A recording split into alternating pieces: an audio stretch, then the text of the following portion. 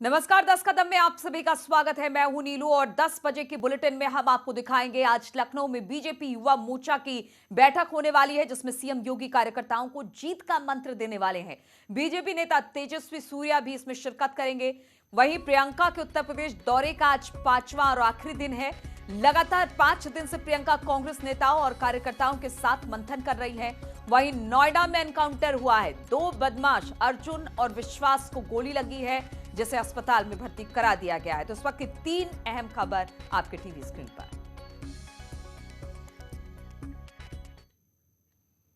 और सबसे पहले बात प्रयागराज से, जहां पर बड़ी खबर आ रही है कि महंत नरेंद्र गिरी की संदिग्ध मौत मामले में सूत्रों के हवाले से इस वक्त खबर मिल रही है कि महंत नरेंद्र गिरी के सुसाइड नोट पर उन्हीं के हस्ताक्षर थे, यानी उन्हीं के सिग्नेचर थे। एक्सपर्ट की जांच में इस बात की पुष्टि हुई है। सूत्रों के हवाले से इस तरह की खबर है और इसी आधार पर निरंजनी अखाड़े के पंच परमेश्वरों ने बलबीर गिरी को माना है उत्तराधिकारी। महंत नरेंद्र गिरी ने सुसाइड नोट में बलबीर गिरी को उत्तराधिकारी बनाए जाने की बात कही थी।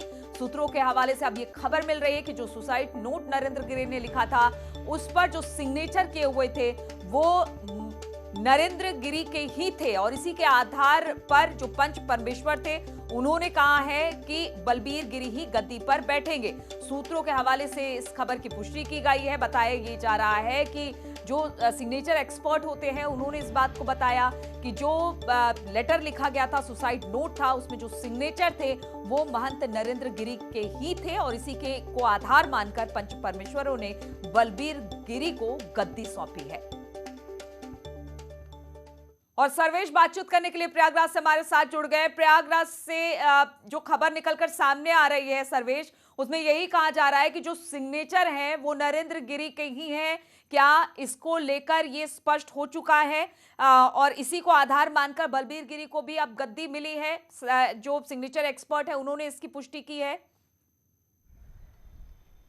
जी, निश्चित तौर पर 20 सितंबर को महंत नरेंद्र गिरी श्रीमठ बाघंबरी गद्दी में अपने गेस्ट हाउस के कमरे में संदिग्ध अवस्था में फांसी के फंदे पर लटके पाए गए थे और उसके बाद एक सुसाइड नोट भी मिला था पुलिस को और उस समय आत्महत्या बताया गया था। लेकिन सबसे बड़ा सवाल इस पर निरंजनी अखाड़े के साधु संतों ने और निरंजनी अखाड़े के सचिव रविंद्र पुरी ने ही उठा दिया था। उन्होंने कहा था वो लिखना पढ़ना नहीं जानते थे और इसके साथ साथ कैलाशानंद गिरी जो कि आचार्य महामंडलेश्वर है निरंजनी अखाड़े के, उन्होंने भी सवाल खड़े किए थे। लेकिन बाद में न्यूज 18 इस बात का खुलासा किया था, न्यूज 18 ने, कि महंत नरेंद्र गिरी के मामा ने यह बताया था कि वो 10वीं तक पढ़े थे और लिखना पढ़ना जानते थे। लेकिन सबसे बड़ी खबर सूत्रों के हवाले से यही आ रही है कि सीबीआई के साथ जो फॉरेंसिक एक्सपर्ट की टीम आई थी सीएफएसएल की, वो यहां से दिल्ली गई है और जब हैंडराइटिंग का मिलान किया गया है तो ये हस्ताक्षर महंत नरेंद्र गिरी के पाए गए हैं। क्योंकि महंत नरेंद्र गिरी भले ही ज्यादा नहीं लिखते थे, जैसे उनके वकीलों ने बताया था, तमाम जो दस्तावेज थे उन पर उनके हस्ताक्षर थे, चाहे वसीयत का दस्तावेज हो या मुकदमों में हो और तमाम अन्य जगहों पर जो लेटर पैड जारी होते थे अखिल भारतीय अखाड़ा परिषद के, उसमें उनके सिग्नेचर होते थे। तो तमाम सिग्नेचर एक्सपर्ट ने मिलान किया और इस बात की हमें सूत्र जानकारी दे रहे हैं कि वो सुसाइड नोट महंत नरेंद्र गिरी का है। इसी आधार पर पंच परमेश्वरों को भी मानना पड़ा है कि सुसाइड नोट में महंत नरेंद्र गिरी ने यह बात कही थी कि जो उनकी उत्तराधिकारी होंगे वो बलबीर गिरी होंगे। और कल जब हरिद्वार में निरंजनी अखाड़े के पंच परमेश्वर और आचार्य महामंडलेश्वर कैलाशानंद गिरी ने वहां पर प्रेस कॉन्फ्रेंस की तो उन्होंने इस बात को कहा है कि महंत नरेंद्र गिरी की इच्छा थी और उन्होंने सुसाइड नोट में लिखा था, इसलिए हम उनकी जो है भावनाओं का सम्मान करते हुए बलबीर गिरी को उत्तराधिकारी बना रहे। हालांकि एक हाई पावर कमेटी जरूर गठित की गई है, सारे अधिकार बलबीर गिरी को नहीं दिए जाएंगे। तमाम जो अधिकार हैं जमीनों की खरीद बिक्री का, उसके लिए जो है राइट्स जो है उस कमेटी को दिए गए हैं। इसके साथ साथ एक और बड़ी बात मैं आपको दर्शकों को बता दूं कि सीबीआई जांच जैसे जैसे आगे बढ़ रही है इसमें तमाम नए खुलासे भी हो रहे हैं और एक बड़ी बात यह भी निकल कर आई है कि सीबीआई ने करीब 125 लोगों की एक सूची तैयार की है जो कि महंत नरेंद्र गिरी के मोबाइल नंबर से, आनंद गिरी के मोबाइल नंबर से जुड़े हुए थे, आद्या प्रसाद तिवारी और संदीप तिवारी, इन सबके मोबाइल नंबरों से जुड़े हुए थे। इनमें कुछ सफेद पोश और कुछ अधिकारी भी शामिल हैं।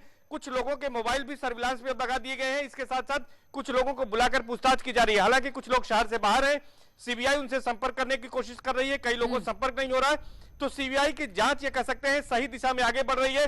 सीबीआई को तमाम क्लू मिले हैं, हरिद्वार आनंद गिरी को ले गई थी, वहां से भी उसको क्लू मिले हैं। तो लगातार सीबीआई उन कड़ियों को जोड़ रही है और जैसे जैसे दर मतलब आगे बढ़ रही है तो सर्वेश, इसको हम माने जिस तरह से आप बता रहे हैं कि नरेंद्र गिरी केस में सीबीआई ने एक लिस्ट तैयार की है जिसमें 100-125 लोगों से पूछताछ की बात निकलकर सामने आ रही है, तो ये सिर्फ प्रयागराज से है या फिर अलग अलग जगहों से ये लिस्ट तैयार की गई है सीबीआई की तरफ से? देखिए, सीबीआई की जो सूची है, यह महंत नरेंद्र गिरी, आनंद गिरी, अद्या प्रसाद तिवारी और इसके साथ साथ संदीप तिवारी के फोन कॉल्स को देखते हुए कि किनसे ज्यादा बात होती थी, उसके आधार पर 4 लोगों के फोन कॉल्स के आधार पर, इसमें प्रयागराज के अलावा हरिद्वार से भी लोग शामिल हैं, अन्य शहरों के लोग शामिल हैं, लखनऊ के लोग शामिल हैं, तो तमाम लोग शामिल हैं।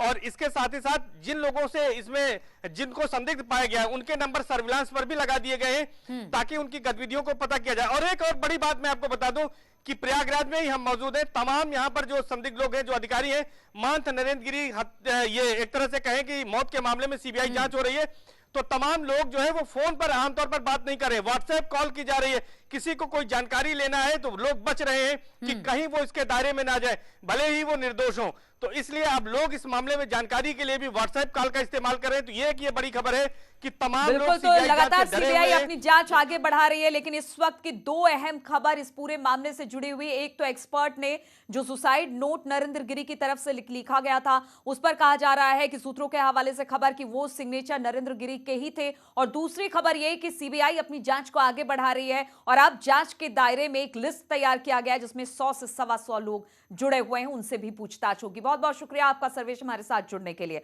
और महंत नरेंद्र गिरी की मौत मिस्ट्री को लेकर सबूत खंगाल रही सीबीआई की जांच का आज 7वां दिन है। आरोपियों के रिमांड के चौथे दिन सीबीआई आज आनंद गिरी, आद्या तिवारी, संदीप तिवारी से पूछताछ जारी रखेगी।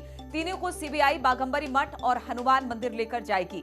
सेवादारों के सामने सीबीआई तीनों के क्रॉस एग्जामिनेशन करवाएगी। नरेंद्र गिरी और आनंद गिरी में समझौता कराने वालों से भी सीबीआई पूछताछ करेगी। समझौता कराने वालों में 2 नेता, 1 पुलिस अधिकारी शामिल है। अब तक सीबीआई की जांच में कई ठोस सबूत मिले हैं और इसी ठोस सबूत के आधार पर ही अब सीबीआई अपनी जांच को लगातार आगे बढ़ा रही है।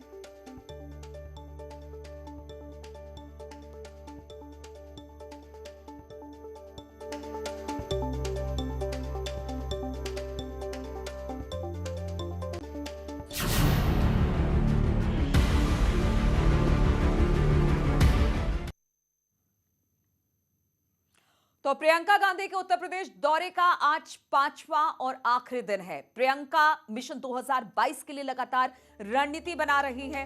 कांग्रेस जमीन पर कैसे मजबूत हो, इस पर खास फोकस दिया जा रहा है।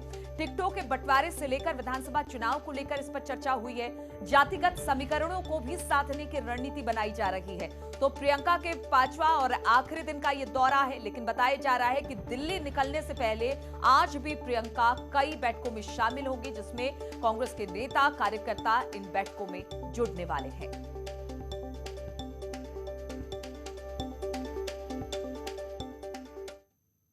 और बातचीत करने के लिए राजीव लखनऊ से इस वक्त हमारे साथ हमारे संवाददाता जुड़ गए। राजीव, आज प्रियंका के दौरे का 5वां और आखिरी दिन, लेकिन कहा जा रहा है कि दिल्ली निकलने से पहले भी आज भी बहुत सारी बैठकें हैं प्रियंका की। देखिए, आज प्रियंका गांधी के दौरे का 5वां दिन था, जिसको लेकर आज सुबह ही उन्होंने अपने कॉल कोठी पर, जो उनका लखनऊ में स्थायी निवास है, वहां पर कई कांग्रेस के नेताओं और पदाधिकारियों से मुलाकात कर एक अहम बैठक की है। और फिर अब वो अपने 5 दिवसीय दौरे को खत्म कर दिल्ली के लिए रवाना हो गई हैं। प्रियंका गांधी ने इस दौरान आने वाले नवरात्रि में 10 अक्टूबर से जो कांग्रेस प्रतिज्ञा यात्रा शुरू हो रही है, उसको लेकर एक अहम रणनीति बनाई है। और कांग्रेस 10 अक्टूबर से प्रधानमंत्री नरेंद्र मोदी के संसदीय क्षेत्र बनारस से इस कांग्रेस प्रतिज्ञा यात्रा का शुभारंभ करेगी, जिसमें खुद प्रियंका गांधी मौजूद रहेंगी। इस दौरान प्रियंका गांधी एक विशाल जनसभा को संबोधित करेंगी और फिर उत्तर प्रदेश के 5 क्षेत्रों, झांसी, आगरा, अयोध्या, बनारस, इन तमाम क्षेत्रों से कांग्रेस प्रतिज्ञा यात्रा एक साथ निकलकर उत्तर प्रदेश में करीब 12,000 किलोमीटर की दूरी तय करेगी। इस दौरान प्रियंका गांधी ने अपने 5 दिवसीय दौरे के दौरान कांग्रेस संगठन के साथ तमाम पदाधिकारियों, नेताओं, कार्यकर्ताओं से मुलाकात की है और मिशन 2022 में कांग्रेस के बेहतर प्रदर्शन को लेकर एक ठोस रणनीति बनाई है। प्रियंका गांधी ने इस दौरान एक बड़ा ऐलान किया है कि अब वो दिल्ली के बजाय ज्यादातर यूपी में रहेंगी और तो दिल्ली के बजाय ज्यादातर उत्तर प्रदेश में रहेंगे और इसलिए लगातार प्रियंका का दौरा उत्तर प्रदेश में देखने को मिल रहा है। हालांकि अब वो निकल चुकी हैं लखनऊ से, लेकिन उससे पहले भी आज सुबह भी कई सारी बैठकें उन्होंने की है। बहुत बहुत शुक्रिया आपका राजीव हमारे साथ जुड़ने के लिए।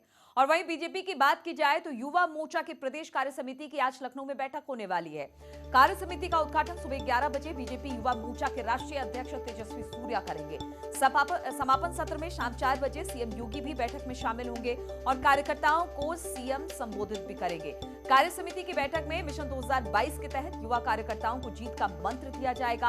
आगामी चुनाव को देखते हुए इस बैठक को बेहद महत्वपूर्ण माना जा रहा है। प्रदेश अध्यक्ष स्वतंत्र देव सिंह, प्रदेश प्रभारी राधा मोहन सिंह, प्रदेश महामंत्री संगठन सुनील बंसल समेत अन्य पदाधिकारी भी कार्य समिति की बैठक में मौजूद होंगे।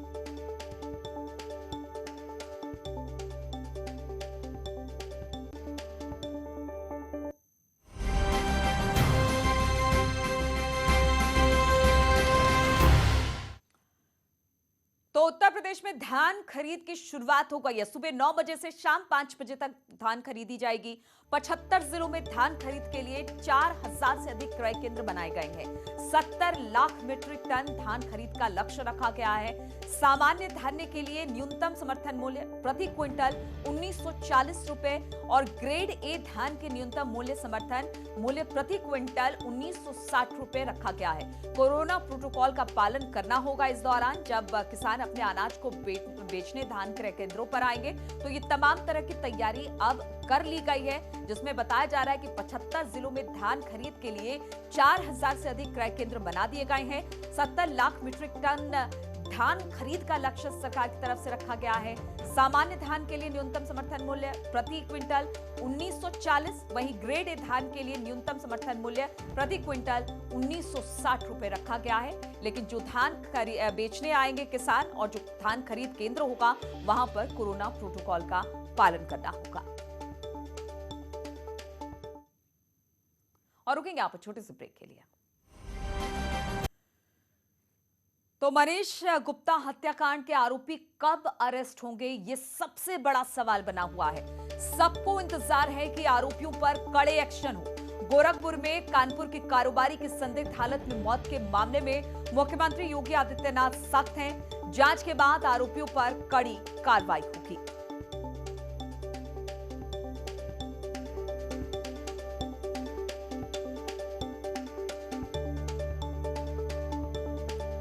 मनीष गुप्ता हत्याकांड में सबसे बड़ा सवाल यही है कि जो आरोपी है उनकी गिरफ्तारी अब तक क्यों नहीं हुई है। लगातार यही सवाल पूछा जा रहा है। हालांकि मुख्यमंत्री की तरफ से सख्त कार्रवाई करने के निर्देश जरूर दिए हैं, लेकिन पुलिस अब ये कह रही है कि वो सबूतों की तलाश में है और जैसे ही सबूत उनके हाथ में लगेंगे पुलिस वालों को गिरफ्तारी हो जाएगी। लेकिन सबसे बड़ा सवाल ये है कि गिरफ्तारी के बाद भी सबूत तलाशे जा सकते हैं, तो सवाल यही कि आरोपियों की गिरफ्तारी कब होगी।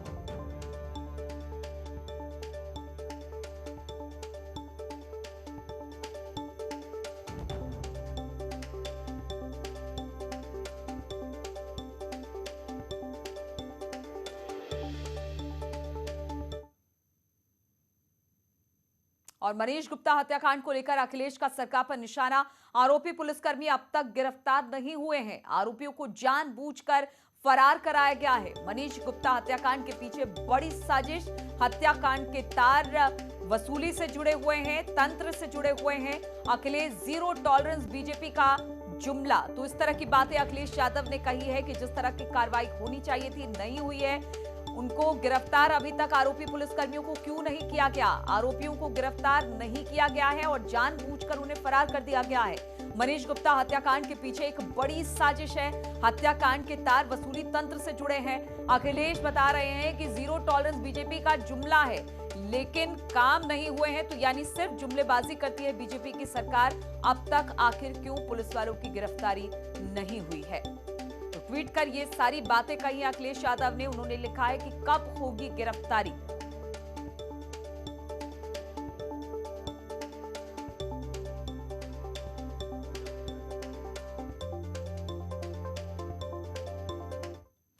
और नोएडा में पुलिस बदमाशों की मुठभेड़ हुई है, जिसमें 2 बदमाश अर्जुन और विश्वास को गोली लगी है। पुलिस ने कॉम्बिंग के दौरान गिरफ्तार किया है। आरोपियों के कब्जे से अवैध हथियार भी पुलिस को बरामद हुए हैं। फिलहाल घायल बदमाशों को अस्पताल में भर्ती करा दिया गया है। बताया जा रहा है कि ऑटो लूटने की घटना को इन्होंने अंजाम दिया था और इसी को लेकर पुलिस लगातार इनकी तलाश कर रही थी, जिसके बाद ये दोनों अब पुलिस के हत्थे चढ़ गए हैं।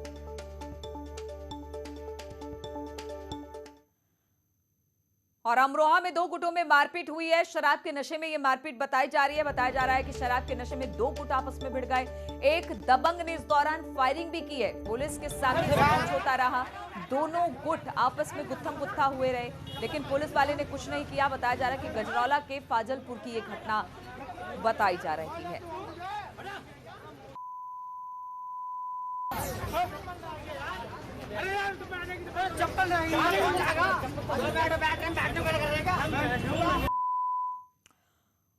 और हरदोई के हरपालपुर इलाके की एक युवती ने नौकरी के बहाने रेप का आरोप लगाया है। युवती के मुताबिक उसी के इलाके का युवक उसे नौकरी के बहाने फर्रुखाबाद लेकर गया, जहां पर उसके साथ रेप किया गया। एक सादे कागज पर हस्ताक्षर करा लिए गए। युवती ने जब उसे धमकी दी तो युवक वापस उसे गांव छोड़ गया। पीड़िता ने पुलिस में शिकायत दर्ज करा दी है। पुलिस ने मामले की छानबीन शुरू कर दी है। एक महिला ने आरोप ये लगाया है कि एक व्यक्ति द्वारा इसको बहला फुसला कर नौकरी दिलाने का बहाना बनाकर फर्रुखाबाद ले गए और वहाँ पे इसके साथ बलात्कार किया है। इस सूचना पे अभियोग पंजीकृत किया गया है और पीड़िता का मेडिकल परीक्षण। तो इन तमाम खबरों के साथ इस बुलेटिन में फिलहाल इतना ही। छोटे से ब्रेक के लिए आगे देखिए उत्तराखंड।